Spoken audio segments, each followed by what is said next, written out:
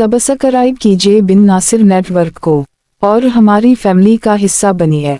नेक बीवी। अरबों में ये आम आदत थी कि वो घास और पानी की तलाश में एक जगह से दूसरी जगह हिजरत करते रहते।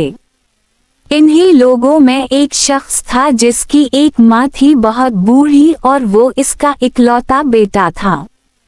वो बूढ़ी औरत कभी कभी अपनी याददाश्त खो बैठती थी।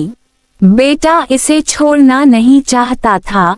उसकी माँ की खैमा भी उसके करीब होता, लेकिन इसका बार बार बाहर निकलना बेटे के लिए मशक्कत का बाइस बनता और कबीले के सफर में रुकावट बनता।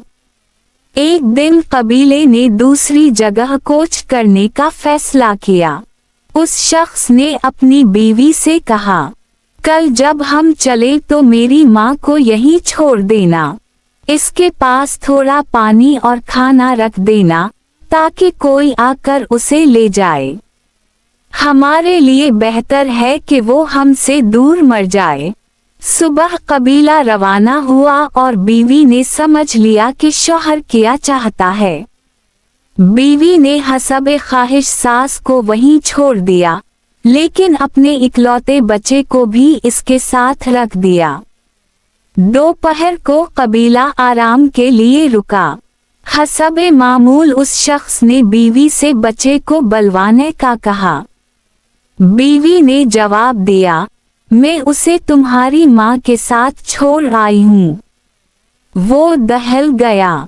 किया? बीवी ने कहा, ताकि तुम जान लो कि जिस तरह तुम अपनी माँ को सहरा में मरने के लिए छोड़ आए हो, कल को तुम्हारा बच्चा भी तुम्हारे साथ यही करेगा। ये जुमला इस पर बिजली बनकर गिरा। वो एक लफ्ज भी ना बोल सका और अपने किए हुए जुल्म को अचानक समझ गया।